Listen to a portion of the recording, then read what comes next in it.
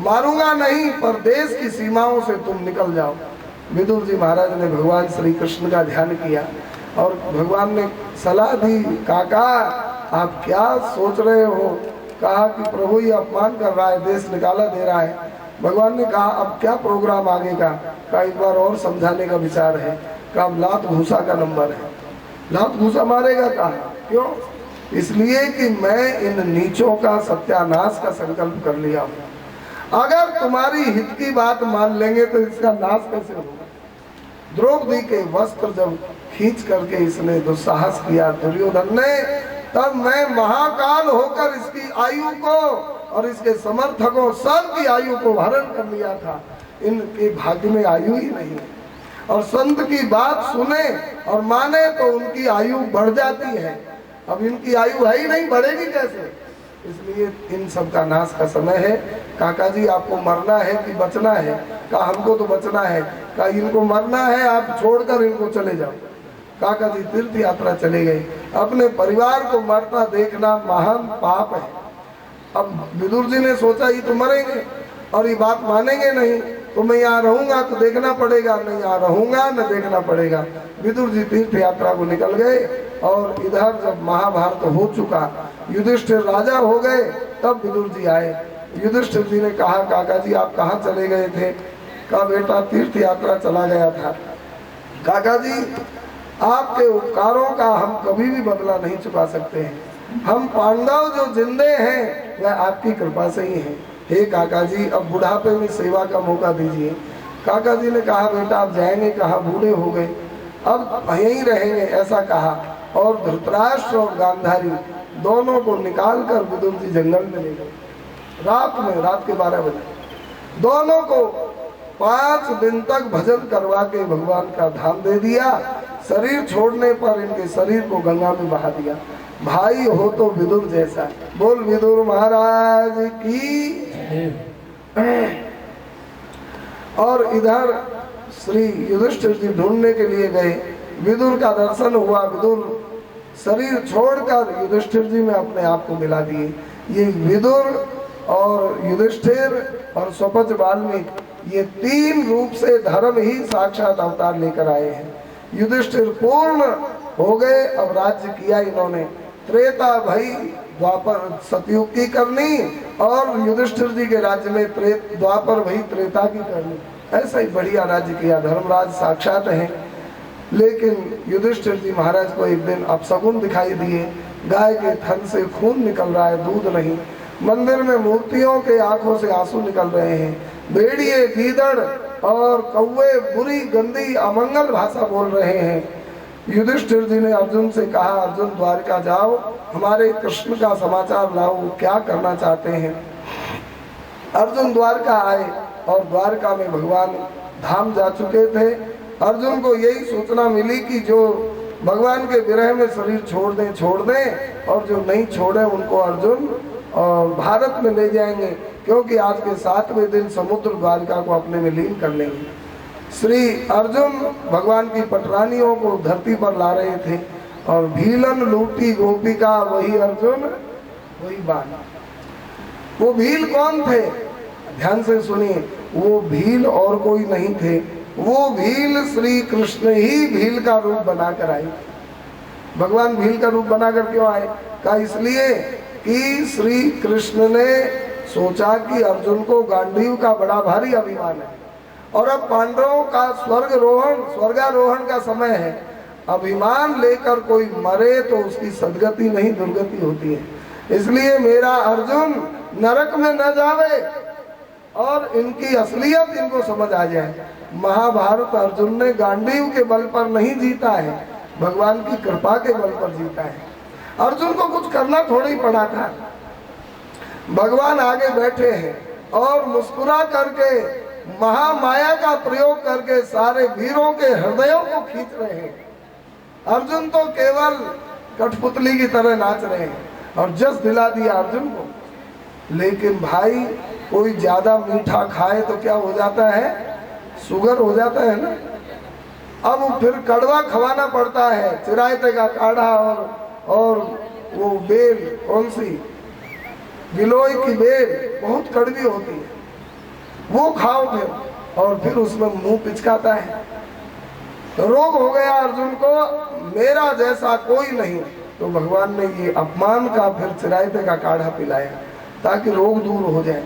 भगवान ने कहा अर्जुन, अगर गांडीव के बल पर महाभारत जीता है तो अब ये भीलों को जीत के बता। वो अतिरथी महारथी भीष्म आदि को जीतने की सामर्थ्य है तेरे में, तो ये सामान्य भीलों को जीत के बता दे। अर्जुन का गांडीव उठा तक नहीं, अर्जुन बेचारे देखते ही रह गए और रानियों को भील उठा ले गए। रानियों को भील ले जाए, भील नहीं थे, भगवान ही अनेक रूप बनाकर आए अर्जुन का कल्याण करने के लिए। और समय परे नर क्या करे, समय समय की बात, किसी समय के दिन बड़े और किसी समय की रात। इस तरह से महाराज अर्जुन का अभिमान दूर हुआ।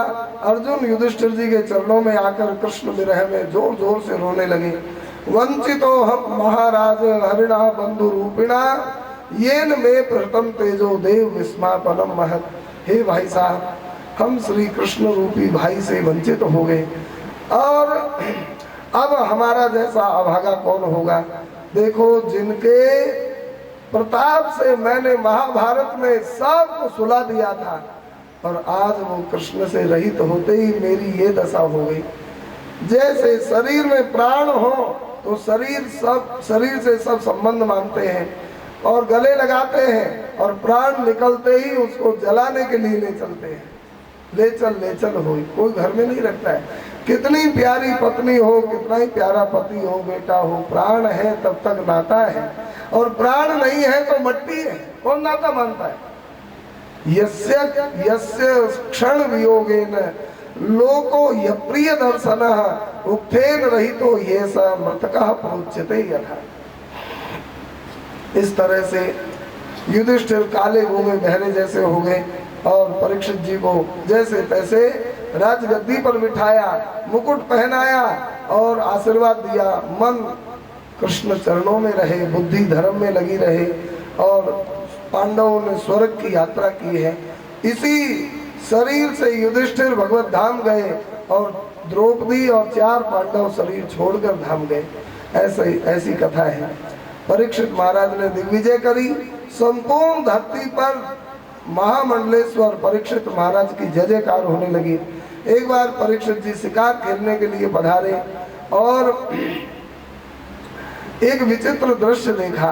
परीक्षित जी ने देखा कि एक बैल है जिसको 3 पांव नहीं है, एक पांव पर खड़ा है, और एक गाय है वहीं पर, और एक राजा के वेश में एक लोहे के आभूषण पहने काला कलूटा पुरुष है। वो बैल को डंडा लेकर मार रहा है। दंड हस्तम च वृषलम ददृशे नृपलांछनम। श्री परीक्षित जी ने कहा कि अरे नीच, तुमको अभी पता नहीं है मैं पांडवों का वंशधर परीक्षित जीवित हूँ, और तेरी हिम्मत कैसे हुई इतना बड़ा अधर्म करने की मेरे राज्य में। उसने कहा महाराज मुझको नहीं जानते हो मैं कौन हूँ। कहा कौन है तुम। कहा मैं हूँ काल, मेरा नाम है कलयुग। भगवान के जाते ही मेरा समय आ गया, मैं राजा हूँ और मैं जो चाहूंगा करूंगा। परीक्षित जी ने कहा तू काल नहीं, तू कुछ भी है, मैं तेरी ऐसी तैसी करूंगा। कैसे। कहा मैं महाकाल श्री कृष्ण का दास हूँ। कलयुग ने सोचा भक्तों से उलझने में बहुत महंगा पड़ेगा। कलयुग शरणागत हूँ, मैं आपका शरणागत हूँ, भगवान मेरी रक्षा करो, मैं आपका शरणागत हूँ। कलयुग शरण में आ गया। परीक्षित जी ने कहा मारूंगा तो नहीं, लेकिन तू मेरे राज्य की सीमाओं से बाहर निकल जा। उसने कहा सारी धरती पर आप ही का राज्य है, कहाँ जाऊंगा, समुद्र में कूदाओगे शरणागत को। शरणागत कह जे तजहि निज अनिहित अनुमान, ए नर पामर पाप मैं तिनहि बिलोकत हन। तो परीक्षित जी ने कहा 4 जगह रह सकता है, द्यूतम पानम स्त्रिय सुना यत्रा धर्म चतुर्विधा। जहाँ जुआ खेली जाती हो वहाँ रह सकता है, जहाँ वैश्यागमन होता हो वहाँ रह सकता है, जहाँ निरीह निरपराध जीवों की हत्या होती हो वहाँ रह सकता है, और जहाँ सुना अर्थात पानम जहाँ मदिरा पी जाती हो वहाँ रह सकता है। देखो ये 4 जगह कलयुग के अड्डा है। और आज तो कलयुग में चारों की ही प्रधानता है। दूध तो साइकिल पर बिकता है और ये पानम देसी ठेका दुकान पर ही बिकता है, कहीं लेकर जाना नहीं पड़ता है, ग्राहक वहीं पहुंच जाते हैं। गाय का दूध कोई नहीं लेता है और इसको सब लोग जाकर खरीदते हैं। कलयुग है ना। पुनः याचमानाए, महाराज मेरा परिवार बड़ा है, जगह थोड़ी है और जगह दो, तो सोने में निवास दे दिया, जात रूप मदात प्रभु। गुरुदेव कहते कि इस प्रसंग में ये जरूर कहा करूं, सोने में मतलब सोने धातु में कलयुग तो रहता ही है, लेकिन अन्याय की कमाई किसी भी रूप में है, उस रूप में कलयुग रहता है। चाहे चांदी है, चाहे जमीन है, चाहे घर मकान है, चाहे बैंक बैलेंस है, नोट है, जहाँ अन्याय की अधर्म की कमाई है उसमें कलयुग जरूर रहता है, ऐसा कहा। परीक्षित जी महाराज सोने का मुकुट पहने थे, वह भी लूट खसोट की कमाई थी। जरासंध का मुकुट था, भीम ने मारा तो वहां से खजाने से लाए थे। आज उसी मुकुट को पहनकर परीक्षित गए और वन में शिकार करते हुए भूख प्यास का अनुभव हुआ। समीक ऋषि के आश्रम में जाकर रोटी पानी की याचना करी। वो समाधि में बैठे थे, नहीं सम्मान सत्कार कर पाए। परीक्षित जी ने सोचा ये ढोंग कर रहे हैं। ऐसी भावना कलयुग की प्रेरणा से ही होती है। एक मरा सांप उठाया और गले में लपेट कर आ गए। इधर उनके बेटा श्रृंगी ने सुना कि मेरे पिता के गले में मरा सांप डाल दिया। श्रृंगी सांप दे दिए उस कुलांगार राजा को। आज के 7वें दिन तक्षक अवश्य डस लेगा, इस सांप से कोई नहीं बचा सकता है। श्री परीक्षित महाराज को समीक ने सूचना दिलवाई, राजन तुम्हारे केवल जिंदगी के 7 दिन है, कुछ भी कर लो। परीक्षित जी सुनते ही बड़े प्रसन्न हुए और अपने बेटा जन्मेजय को राजगद्दी पर बिठाए और सीधे गंगा मैया के तट पर आकर गंगा जी का आश्रय लिया। और ऋषि मुनि सब आकर के दर्शन देने लगे और इन्होंने कहा, अहो वयम धन्य तमाम नपाणाम, मेरा जैसा बड़भागी आज कोई नहीं। इतने बड़े बड़े ऋषि मुनि हमको दर्शन दे रहे हैं। देखो कौन कौन आए ऋषि दर्शन देने। अत्रि, वशिष्ठ, च्यवन, सर्दवान, अरिष्टनेमि, भृगु, अंगिरा, पराशर, गादिसुत माने विश्वामित्र जी, परशुराम जी, उतथ्य जी, इंद्र प्रमद, इद्मवाह, मेरा तिथि, देवल, आष्टिसेन, भरद्वाज, गौतम, पिप्पलाद, मैत्रेय, और वह कवसह, कुंभयोनि, द्वैपायन, भगवान वेदव्यास और नारद जी, अन्य च देवर्षि ब्रह्मर्षि वर्या और राजर्षि वर्या अरुणादयश्च, ये सब आए। राजा परीक्षित सिरसा बवंदे, सबको धरती में मस्तक रखकर प्रणाम किए। और अब ये ऋषि मुनि तरह तरह की बात कर रहे थे। राजा परीक्षित जी ने कहा, भगवान कहना ही है तो भगवान नारायण का जस कहो, नारायण की कथा कहो। अब सब ऋषियों ने सोचा नारायण की कथा तो कोई भी कह लेगा, लेकिन इस व्यास गद्दी के व्यास इनकी जन्म कुंडली में पहले ही निश्चित हैं। भगवान सुखदेव जी, सबने कहा भाई सुखदेव जी तो अभी आए नहीं, तब तक और कोई कथा कहे। कहा ना, अगर कोई भी कथा कहता दिख गया तो सुखदेव जी आते हुए भी लौट जाएंगे, इसलिए हम लोग भी सुखदेव जी के मुख से कथा सुनेंगे। सब लोग तैयारी करके बैठे थे, परीक्षित महाराज बैठे, ऋषि मुनि बैठे। इतने में भगवान सुखदेव प्रकट हो गए। बोलिए सुखदेव भगवान की जय जयकार हुई। और तत्रा भवत भगवान व्यास पुत्रो यदृच्छया गामट मानोनपेक्षा अलक्ष्य लिंगो निर्लाभ तुष्टो व्रतश्च बालैर अवधूत भेषा। भगवान सुखदेव व्यास गद्दी पर आकर विराजमान हुए। परीक्षित जी ने दंडवत प्रणाम किया, चरणामृत लिया, चरण धोकर और कुशल समाचार पूछा। सुखदेव जी महाराज से कहा, भगवान आपने दर्शन दे दिया, आज मेरा निश्चित कल्याण हो गया। परीक्षित जी ने पूछा, भगवान अतः पृच्छामि संसिद्धिं योगिनां परमं गुरुं पुरुषस्य यत् कार्यं म्रियमाणस्य सर्वथा यत् श्रोतव्यम् अथो जप्यं यत् कर्तव्यं नभि प्रभो स्मर्तव्यं भजनीयं वा ब्रूहि यद्वा विपर्ययम्। सुखदेव जी महाराज ने इस प्रश्न की बड़ी भारी प्रशंसा की और इसका उत्तर बड़ा मधुर दिया है। उसकी चर्चा हम लोग सायंकाल करेंगे। अभी की चर्चा यही विश्राम ले रही है और सायंकाल सही 4 बजे आप पधारें। जय। और सायंकाल ध्यान विधि का वर्णन और क्रम मुक्ति, सद्य मुक्ति का वर्णन और भगवान का सृष्टि का किस तरह से विस्तार हुआ। परीक्षित जी ने श्री सुखदेव जी से प्रश्न पूछा, इसका विस्तार से वर्णन सुनेंगे। चतुश्लोकी भागवत सुनेंगे। ब्रह्मा जी के द्वारा चित्र विचित्र सृष्टि कैसे हुई इसको सुनेंगे। और शाम को तृतीय स्कंद में माता अनसुईया का चरित्र और भगवान कपिल देव और 12 भगवान की के द्वारा हिरण्याक्ष उद्धार की लीला सुनेंगे। माता देवहूति को भगवान कपिल देव उपदेश देंगे और ध्रुव जी का मंगलमय प्रसंग सुनेंगे, ध्रुव चरित्र। और शाम को भरत जी के चरित्र तक पहुंचने का विचार है। और कल श्री अजामिलोपाख्यान और शाम को प्रहलाद जी का चरित्र होगा। और परसों बामन जी, कन्हैया जी और राम जी सब आ जाएंगे और इस तरह से क्रम से सब होंगे। बोलिए सुखदेव भगवान की जय हो। कृष्ण जन्म होता है और आज मूल कथा से दूसरा दिन है। पहला दिन महात्म कथा रहा और महाराज जी जैसी आज्ञा करेंगे, जैसा होगा। आज हम लोग भरत जी तक पहुंचेंगे और कल प्रहलाद चरित्र हो जाएगा तो कृष्ण जी का जन्म होगा चौथे दिन। बोलिए गुरुदेव भगवान की जय। सप्ताह कथा का आज द्वितीय दिवस है। कृष्ण गोविंद गोविंद गोपाला, कृष्ण गोविंद गोविंद गोपाला, भजो मुरली मनोहर नंदलाला, भज मुरली मनोहर नंदलाला, भजो गोविंद गोविंद भज गोविंद गोविंद गोपाला, भजो मुरली मनोहर नंदलाला, भज मुरली मनोहर नंदलाला। बोलिए गोविंद गोपाल की जय हो।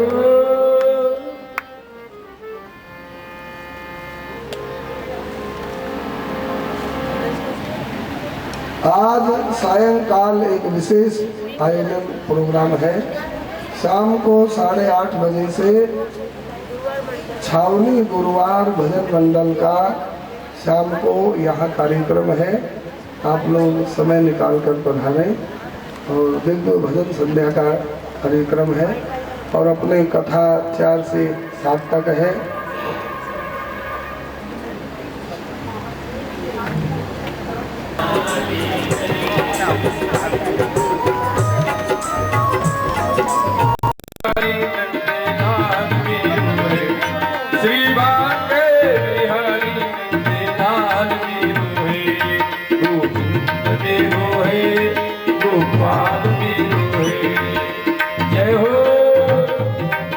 गुरुदेव भगवान का आगमन हो गया।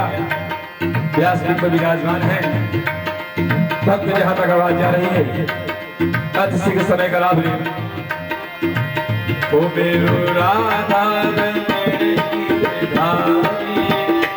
गिरिधारी श्याम बनवारी, मेरो राधा रमण गिरिधारी, गिरिधारी श्याम बनवारी। हे गोविंद हे गोपाल की जय जय श्री राधे श्याम। श्री गणेशाय नमः। श्री जानकी वल्लभो विजयते। श्री उमा महेश्वराभ्यां नमः। वाणी हिरण्यगर्भाभ्यां नमः। श्री लक्ष्मी नारायणाभ्यां नमः। ओम नमः परमहंसास्वादिने चरण कमल जन्म करंदाय भक्तजनमानस निवासाय श्री रामचंद्राय विश्वसर्ग विसर्गादिनवलक्षण लक्षितं श्रीकृष्णाख्यं परं धाम जगद्धाम नमामि तत्। वागीशायस्य वदने लक्ष्मीर्यस्य च वक्षसि यस्यास्ते हृदये संवित् तं नृसिंहमहं भजे।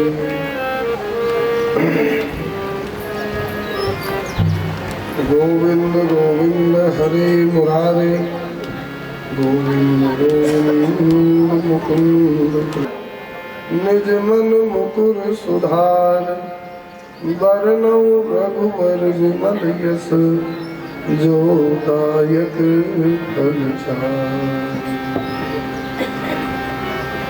श्री ओंकारेश्वर महादेव की जय। श्री नर्मदा गंगा मैया की जय। श्री हनुमान जी महाराज की जय हो। श्री लक्ष्मी नारायण भगवान की जय हो। श्री सीताराम जी महाराज की जय हो। श्री गोविंद देव प्रभु की जय हो। श्री जगन्नाथ महाप्रभु की जय हो। द्वारकानाथ भगवान की जय हो। मैत्रेय विदुर महाराज की जय हो। सूत सोमकादिक महाराज की जय हो। श्री गोकर्ण जी महाराज की जय हो। श्री शेष सांख्यायन महाराज की जय हो। बृहस्पति उद्धव महाराज की जय हो। व्यास पराशर भगवान की जय हो। श्री सनकादिक नारद महाराज की जय हो।